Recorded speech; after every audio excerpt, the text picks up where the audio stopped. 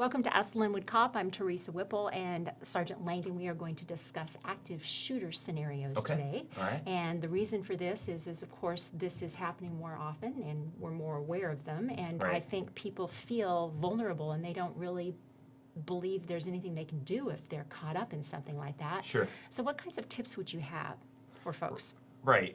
It's a great question. First thing we want our people to understand, we want our citizens out there to understand, is that there are options available to you. Your law enforcement officers are trained to deal with an active shooter type event. And this is throughout the nation. We're receiving this training on a regular basis. So you can feel good that when your officers do arrive on scene, they're going to be equipped, they're going to be properly trained to deal with the situation.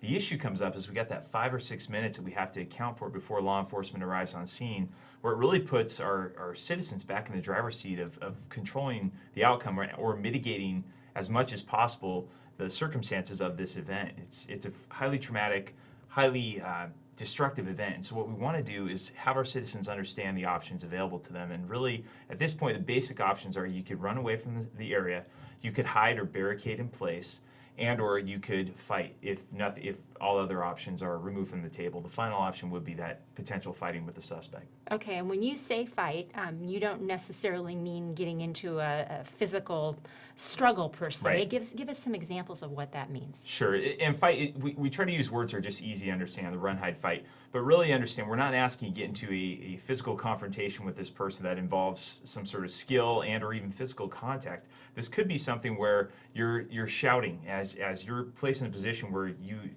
running away from the person and or hiding from them is no longer an option. We want you to understand that you don't have to be a victim, and that by just doing several things, by shouting, by moving quickly from side to side, by throwing things, by making yourself a more difficult target, you could really decrease the effectiveness of this shooter from them being able to accurately and actively engage you. So we're asking you to just understand that even when confronted with a suspect in close proximity, it doesn't mean that everything else is that no other options are available to you. You do have the option of surviving the situation.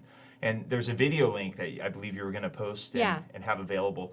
Some really great options. It goes in a little more detail about the options that are available to you. And so we'd ask you to take a couple minutes and watch that. Yeah, that was really helpful. It was really very instructional in terms of things you can do that are things you might not necessarily think of. Right, absolutely. So, yeah, well, thanks for that information. Yeah. And we'll be back again soon with another episode of Ask the Lynnwood Cop.